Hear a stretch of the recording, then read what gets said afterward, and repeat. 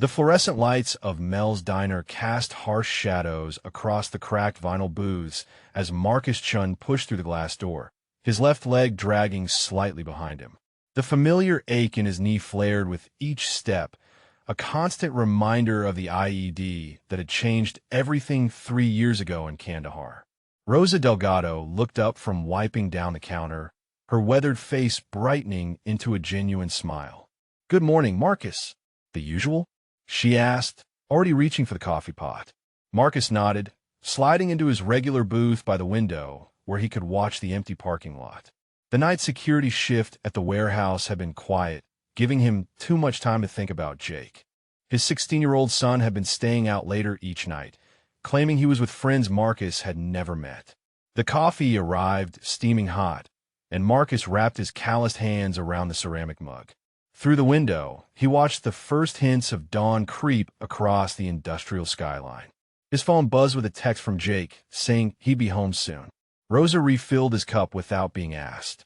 "You look tired tonight," she observed quietly. Marcus managed a small smile. "Just thinking about things, Rosa. Nothing new." The diner's bell chimed as 2 men entered, their boots heavy on the linoleum floor. Marcus glanced up briefly before returning his attention to his coffee, but something in their aggressive swagger made the hair on his neck stand up. Derek Voss surveyed the nearly empty diner with predatory eyes, his companion Brent snickering beside him. They slid into a booth 2 tables away from Marcus, their voices deliberately loud and grating against the morning quiet. "Look at this place," Derek announced, his voice dripping with contempt. "Full of losers and cripples." Marcus kept his eyes on his coffee, but his shoulders tensed. Years of combat training had taught him to recognize trouble, and these 2 radiated it like heat from a furnace. "Hey, Gimp," Derek called out suddenly, his chair scraping against the floor as he turned to face Marcus directly. "Yeah, you with the busted leg. What happened? Step on a landmine." The words hit Marcus like physical blows.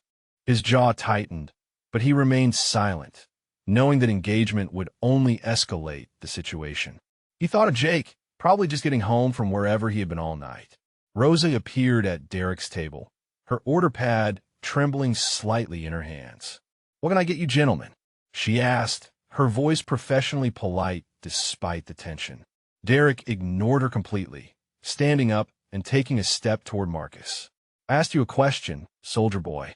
Or are you too stupid to answer along with being a cripple?" Marcus finally looked up, meeting Derek's eyes with the calm steadiness that had once commanded respect in Afghanistan. "Please just leave me alone," he said quietly. Derek's face twisted into an ugly grin. "Please? Did you hear that, Brent?" The tough guy said please. The slap came without warning, Derek's open palm cracking across Marcus's cheek with shocking force. The sharp crack of the slap echoed through the diner like a gunshot. Marcus's head snapped to the side, but he didn't raise his hand to his burning cheek. Instead, he sat perfectly still, his breathing controlled and measured in a way that spoke of hard-earned discipline. Rosa gasped, dropping her order pad. "Stop it," she demanded, her voice shaking with outrage. "Leave him alone." Derek whirled on her, his eyes blazing with cruel amusement. "Shut up, lady, or you'll get the same treatment." He turned back to Marcus, who was slowly raising his head, his dark eyes now holding something dangerous beneath their calm surface. "What's wrong, hero?" Derek taunted, reaching out to knock Marcus's coffee mug across the table. The hot liquid splashed across the worn formica and dripped onto Marcus's lap. Too scared to fight back, Marcus carefully moved the empty mug aside, his movements precise despite the scalding coffee soaking through his uniform pants. Every instinct screamed at him to respond with the lethal efficiency he had once possessed, but Jake's face flashed through his mind. His son needed him free, not in jail. "You know what I think?" Derek continued, emboldened by Marcus's silence. "I think you're nothing but a fake. Probably got that limp falling down some stairs like the pathetic loser you are." Brent laughed nervously from their booth, but even he seemed uncomfortable with Derek's escalating cruelty. The few other patrons in the diner had gone completely silent, their meals forgotten as they watched the ugly scene unfold. Marcus's hands rested flat on the table, steady as stone despite the rage building behind his carefully controlled exterior. Marcus's breathing remained steady, each inhale and exhale measured with the precision of a man who had once saved lives under fire. His hands, scarred from shrapnel and steady from years of emergency medical training, didn't even tremble as Derek loomed over him. The memory came unbidden, a dusty compound outside Kandahar, 3 Marines down with critical injuries, and Marcus working frantically to keep them alive while mortars exploded around them. His hands had been just as steady then, even as his own leg bled from the IED fragments that would eventually end his career. "You're pathetic," Derek sneered, but something in Marcus's absolute stillness was beginning to unnerve him. Like a broken toy nobody wants. Rosa had retreated behind the counter, her hand hovering near the phone, but Marcus caught her eye and gave an almost imperceptible shake of his head. He wouldn't let this escalate into something that might reach Jake. Derek grabbed a napkin dispenser from the table and hurled it at Marcus's chest. The metal container struck him squarely, but Marcus didn't flinch. He simply looked down at where it had hit, then back up at Derek with eyes that held depths the bully couldn't begin to fathom. In Afghanistan, Marcus had faced down Taliban fighters with rocket launchers. He had performed emergency surgery in collapsing buildings while enemy fire rained down. He had carried wounded soldiers to safety across minefields, his own leg shattered, but his determination unbreakable. But here, in this fluorescent-lit diner, the greatest battle was against himself.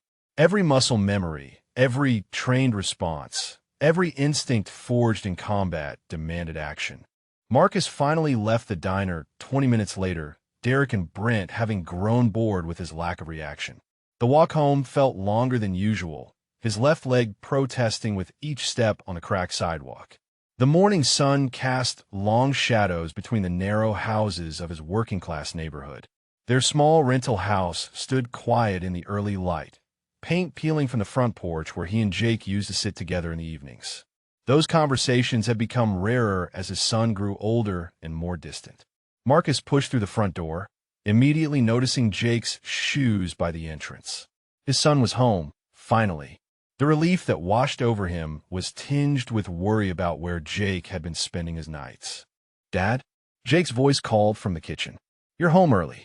Marcus found his 16-year-old son at the table, still wearing yesterday's clothes, dark circles under eyes that looked too much like his own. A bowl of cereal sat untouched before him. "Just finished up," Marcus said, forcing his voice to remain casual despite the lingering ache in his cheek where Derek had struck him. "How was your night?" Jake shrugged, a gesture that had become his default response to most questions. "Fine. Just hanging out with some friends." The same friends Marcus had never met, never heard names for, never seen phone numbers from. A year ago, Jake would have talked his ear off about everything and everyone in his life. Now, conversations felt like pulling teeth. Marcus poured himself a glass of water, his hands finally showing the slightest tremor as the adrenaline from the diner encounter began to fade. 3 miles across town, in a converted warehouse that served as the clubhouse for the Iron Brotherhood Motorcycle Club, Jake Chin wiped grease from his hands with satisfaction. The Harley-Davidson engine he had been rebuilding with Tommy Kowalski gleamed under the garage lights. "Kid's got natural talent," Tommy said, his weathered face creasing into a proud smile. "Your old man teach you about engines?" Jake shook his head. "Dad doesn't know I'm here. He thinks I'm just hanging out with school friends." Iron Mike Martinez, the club's president, looked up from the chopper he was working on. His gray beard couldn't hide the concern in his eyes. "Why the secrecy, son? Most fathers would be proud to see their boy learning honest work." Jake's expression grew complicated. "He thinks I should focus on school, get good grades, go to college. He doesn't understand that I like working with my hands." What Iron Mike didn't know was that Jake had first wandered into their garage 6 months ago, drawn by the sound of engines and the smell of motor oil. When the bikers learned his father was a disabled Marine veteran struggling to make ends meet, they had quietly adopted the boy. Tommy handed Jake a socket wrench. "Your dad served his country, earned his stripes the hard way. That deserves respect." Jake's hands stilled on the engine. He won't talk about the war. Sometimes I hear him having nightmares, but he pretends everything's fine in the morning. Iron Mike's jaw tightened. Combat does things to a man's soul. Some wounds don't show on the outside. The teenager had found something here that felt like family, men who understood sacrifice and brotherhood. The next evening, Derek Voss pushed through the diner doors with renewed confidence, Brent trailing behind him like a nervous shadow. The taste of yesterday's power still lingered on his tongue, and the memory of the crippled man's helplessness fed his hunger for more. Rosa looked up from behind the counter, her face immediately clouding with worry. Marcus wasn't scheduled to work until later, but Derek's presence filled the small space with menace. "Where's your gimp friend?" Derek demanded, sliding uninvited into Marcus's usual booth. The vinyl squeaked under his weight as he made himself comfortable. "He's not here," Rosa replied curtly, her hand instinctively moving toward the phone beneath the register. Derek's eyes followed her movement, and his grin widened. "Smart lady. But I'm not here to cause trouble. Just want some coffee and conversation." But trouble followed Derek like smoke follows fire. Within minutes, he was loudly mocking the elderly trucker in the corner booth, commenting on the waitress's appearance, and generally poisoning the atmosphere that Rosa worked so hard to keep welcoming. "Tell me something," Derek said, leaning across the table toward an uncomfortable young couple. "That broken soldier who was here yesterday, he got a family? Kids, maybe?" Rosa's blood ran cold. "Why would you want to know that?" Derek's smile turned predatory. "Just curious about the neighbors, you know? Wondering if the whole family's as pathetic as Daddy." The threat hung in the air like poison gas, and Rosa realized this wasn't just casual bullying anymore. Jake had stopped by the diner on his way to the clubhouse, hoping to grab a quick bite before his evening shift in the garage. Rosa's worried expression caught his attention immediately. "Jake, honey," Rosa said quietly, glancing around to make sure they weren't overheard. "I need to tell you something about your father." His stomach dropped. "Is he hurt? Did something happen at work?" Rosa shook her head, then proceeded to tell him everything. Derek's cruel taunts about Marcus's disability, the slap that had echoed through the diner, his father's incredible restraint in the face of humiliation. With each detail, Jake's hands clenched tighter around his coffee cup. "You just sat there and took it?" Jake's voice was barely controlled. "Your father is a good man who didn't want to cause trouble," Rosa said gently. "But Jake, that animal came back tonight asking about family. I'm worried he's not done." 20 minutes later, Jake burst through the clubhouse doors, his face flushed with anger and shame. Iron Mike looked up from his workbench as Jake paced like a caged wolf. "They hurt my dad," Jake said, his voice cracking. "Some punk slapped him and called him names, and he just sat there because he was thinking about me." Iron Mike set down his wrench slowly. "Tell us everything, son." As Jake recounted Rosa's story, the garage grew deadly quiet. Tommy's jaw worked silently, and Iron Mike's weathered hands slowly curled into fists. When Jake finished, the silence stretched like a taut wire. "Your father earned 2 Purple Hearts in Afghanistan," Iron Mike said finally. The silence in the garage was broken by the scrape of Iron Mike's chair as he stood, his face darkening like storm clouds. Around the workshop, other club members had stopped their work, drawn by the gravity in Jake's voice. 2 Purple Hearts, Iron Mike repeated slowly, his voice carrying the weight of shared combat experience. "Your father bled for this country, and some piece of garbage thinks he can put hands on him." Tommy Kowalski slammed his wrench down on the workbench. "I've seen good men come home broken, Mike. They deserve better than this." Big Jim Morrison, a mountain of a man with arms covered in military tattoos, stepped forward. "The kid's father is family now, whether he knows it or not. Nobody touches family." Jake looked around at the circle of weathered faces, men who had taken him in and taught him the value of honest work. These weren't thugs or criminals, despite what people might think. They were veterans, fathers, men who understood honor and brotherhood. "What do we do?" Jake asked, his young voice steady despite the emotion churning beneath. Iron Mike walked to a wall covered with photographs of fallen brothers, men who had served their country and earned their place in memory. He touched one picture gently, then turned back to the group. We remind this punk what happens when you disrespect a warrior, Iron Mike said quietly. But we do it right. No one gets seriously hurt, but the message gets delivered loud and clear. The other men nodded grimly. In their world, respect was earned through sacrifice, and Marcus had paid that price in full. 2 nights later, Marcus sat in his usual booth, the familiar weight of exhaustion settling into his bones after another long security shift. The diner felt different now, charged with the memory of Derek's cruelty, but he refused to let fear drive him from the only place that felt like refuge. Rosa refilled his coffee with shaking hands, her eyes darting nervously toward the door. "Maybe you should go home early tonight," she suggested quietly. Before Marcus could respond, the bell chimed with ominous familiarity. Derek Voss strutted through the entrance, his confidence amplified by the memory of his previous victory. Brent followed reluctantly, clearly uncomfortable with returning to the scene. Well, Derek announced loudly, his voice cutting through the quiet atmosphere like a knife. "If it isn't our favorite cripple. Miss me?" Marcus looked up slowly, meeting Derek's eyes with the same steady calm that had once faced down enemy fire. He said nothing, but his hands remained perfectly still on the table. Derek's smile widened as he approached. "I've been thinking about you, Gimp, wondering what other parts of you are broken besides that useless leg." The few other patrons in the diner shifted uncomfortably, but none moved to intervene. Derek fed off their fear like a predator sensing weakness in a herd. "Get up," Derek commanded, his voice turning ugly. "I want to see you hobble around like the pathetic freak you are." Marcus remained seated, his breathing controlled despite the rage building in his chest. But this time, something was different in his eyes.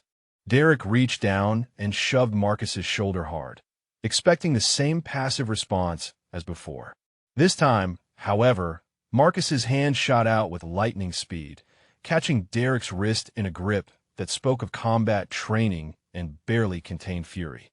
The sudden display of strength caught Derek off guard, but before either man could escalate further, the diner door exploded open. Jake Shin strode through the entrance, followed by 6 imposing figures in leather jackets whose presence immediately changed the atmosphere. Iron Mike Martinez stepped forward, his steel-gray eyes taking in the scene with military precision. Derek's face went pale as he realized he was suddenly outnumbered by men whose scars and bearing spoke of real violence, not schoolyard bullying. "Dad," Jake said quietly, his voice carrying both respect and concern. "You okay?" Marcus released Derek's wrist, confusion flickering across his weathered features. "Jake, what are you doing here?" "Making sure nobody disrespects my father," Jake replied, his teenage voice steady with newfound confidence. Iron Mike approached Derek slowly, each step deliberate and measured. "So you're the punk who thinks it's funny to slap disabled veterans," he said, his voice calm, but carrying undertones that made Derek's knees shake. Tommy Kowalski moved to flank Derek's other side while Big Jim positioned himself near the door, cutting off any escape route. The choreography was smooth and professional, born of decades of military experience. This man, Iron Mike continued, nodding toward Marcus, earned 2 Purple Hearts serving his country. He's got more honor in his pinky finger than you've got in your whole body. Derek's bravado crumbled like paper in the rain as Iron Mike's words sank in. The man who had seemed so powerful moments before now looked like what he truly was, a coward who picked on those he thought couldn't fight back. "I didn't know," Derek stammered, backing toward the door as the bikers closed ranks. "I was just messing around." Big Jim's laugh was cold as winter steel. "Messing around? You slapped a Purple Heart recipient and called him names. Where I come from, that's fighting words." Derek and Brent stumbled toward the exit, their earlier swagger replaced by naked fear. The door slammed behind them with finality, leaving an almost supernatural quiet in their wake. Marcus looked up at his son with eyes that held a mixture of pride, confusion, and overwhelming emotion. "Jake, how do you know these men?" Jake sat down across from his father, his young face serious. "I've been working at their garage, Dad, learning mechanics, earning my keep. They know about your service, your sacrifice. They respect you more than you know." Iron Mike approached their table, his weathered face gentle now. Your boy's got good hands and a better heart, Marcus. Been like a son to all of us. Rosa appeared with a fresh pot of coffee, her smile radiant with relief. On the house, she announced, filling cups around the table. For all of you. Marcus felt something shift inside his chest, a warmth he hadn't experienced since before the explosion that changed everything. For too long, he had carried his burdens alone. If this story touched your heart, please drop a comment and let us know your favorite part, character, or if you've witnessed similar hidden talents in someone you know.